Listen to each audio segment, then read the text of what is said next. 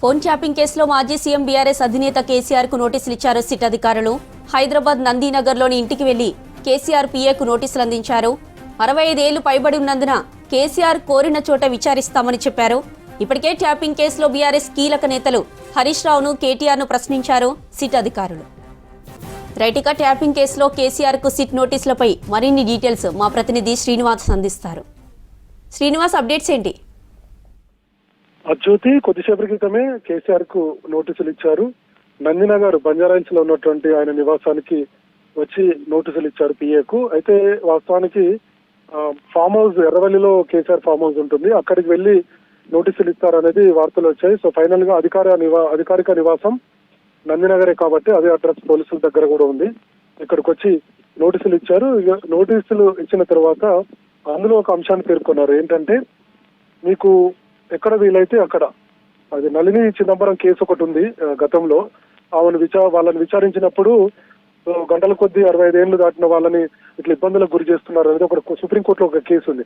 ఆ కేసుకు సంబంధించి సుప్రీంకోర్టు గైడ్ లైన్స్ ఏంటంటే 65 ఏళ్లు దాటినటువంటి వ్యక్తులకు వాళ్ళు కోరుకున్న చోట విచారణ చేయండి అని చెప్పి ఆ సుప్రీంకోర్టు గైడ్ లైన్స్ ఉన్నాయి. సో దాని ప్రకారం అందులో బాగానే కేసీఆర్ కూడా మీ ఇష్ట ప్రకారం, అంటే హైదరాబాద్ లిమిట్స్ లో మీ ఇష్ట ప్రకారం ఏ ప్లేస్ అంటే ఆ ప్లేస్ లో విచారించడానికి మేము సిద్ధమని చెప్పి సిట్ అధికారులు అందులో మెన్షన్ చేశారు ఆ వర్డ్ లాస్ట్ లో. సో కాబట్టి రేపు మధ్యాహ్నం 3 గంటలకు ఆయన విచారణ ఎక్కడికి వస్తారనేది మనకు కాసేపట్లో తెలిసేటువంటి అవకాశం ఉంది. ఇప్పటికైతే హరీష్ రావు సిద్దిపేటలో ఉన్నారు, మరోవైపు కేటీఆర్ సిరిసిల్లలో పర్యటిస్తున్నారు, కేసీఆర్ ఫామ్ హౌస్ లో ఉన్నారు. కాబట్టి సో మనకు సమాచారం ఏంటంటే కాసేపట్లో కేసీఆర్ ఎక్కడికి వెళ్ళాలి ఏంటనేది కొంత లీగల్ టీమ్ తో చర్చించుకున్న తర్వాత ఆయన Banjara Hills Jubilee Hills police station SIT ఆఫీస్కి వెళ్తారా, లేదంటే నందినగర్ నివాసంలోనే మాకు విచారణకు అవకాశం ఇవ్వని చెప్పి అడుగుతారు. ఎందుకంటే నందినగర్ నివాసం అయితే కొంత ఆయనకు ఈజీగా ఉంటుంది, మరి ఆ పేరు చెప్పేటువంటి అవకాశం ఉంది. ఇంకొక వైపు అక్కడ ట్రాఫిక్ కూడా ఎక్కువగా జామ్ అయ్యేటువంటి అవకాశం ఉంది నందినగర్ నివాసంలో.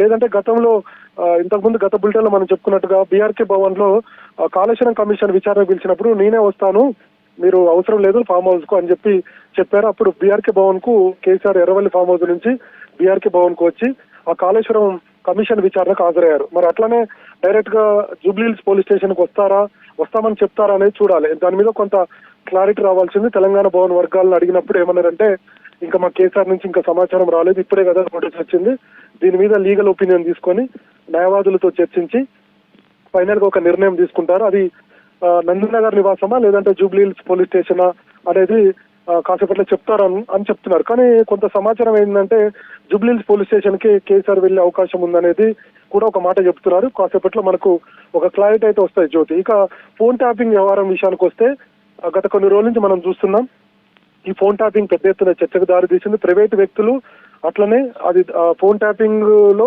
కొంత దుర్వినియోగం జరిగింది. మరోవైపు రాజకీయ నాయకుల యొక్క కదలిక, మరోవైపు పారిశ్రామికవేత్తల కదలిక, ఇవన్నీ చేసుకొని బీఆర్ఎస్ కు కొంత పార్టీ ఫండ్ ను వసూలు చేశారనేది ప్రధానమైనటువంటి అభియోగం. కాబట్టి దీని మీద ఇప్పటికే హరీష్ రావును విచారించారు 7 గంటల పాటు. మరోవైపు వర్కింగ్ ప్రెసిడెంట్ గా ఉన్నటువంటి కేటీఆర్ ను విచారించింది సిట్టు దాదాపు 6.5-7 గంటల పాటు. మరోవైపు రాష్ట్ర ప్రభుత్వంలో అత్యంత కీలకంగా వ్యవహరించినటువంటి వ్యక్తి మాజీ ఎంపీ సంతోష్ రావు, ఇంకొక వైపు కేసీఆర్ కు అత్యంత సన్నిహితుడిగా ఉన్నటువంటి వ్యక్తి సంతోష్ రావును కూడా దాదాపుగా 7 గంటల పాటు విచారించారు.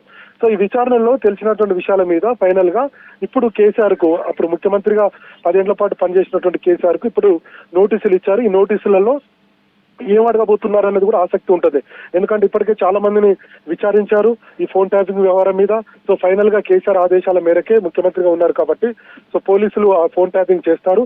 బీఆర్ఎస్ నేతలు పోలీసులే ట్యాపింగ్ చేసి ఉంటారు, దాన్ని ఏమన్నా కొట్టిపారేసినప్పటికీ కూడా ముఖ్యమంత్రి నిర్ణయాల మేరకే రాష్ట్ర ప్రభుత్వంలో కొన్ని కార్యక్రమాలు జరుగుతాయి. ఆదేశాల ప్రకారమే ఆ నిర్ణయాలు జరుగుతాయి. కాబట్టి కేసీఆర్ ఆయన ముందు చాలా అంశాలు పెట్టేటువంటి అవకాశం ఉంది. 3 విచారించారు కాబట్టి ఈ విచారణకు సంబంధించినటువంటి వచ్చిన అంశాలు, విచారణలో తెలిసిన అంశాలు, ఇవన్నీ కూడా కేసీఆర్ ముందు పెట్టి విచారించేటువంటి అవకాశం ఉంది. మరి కేసీఆర్ ఎన్ని గంటలు విచారించబోతున్నారు, ఏం ప్రశ్నలు అడగబోతున్నారు అనేది కూడా ఇప్పుడు కొంత ఆసక్తిగా మారింది.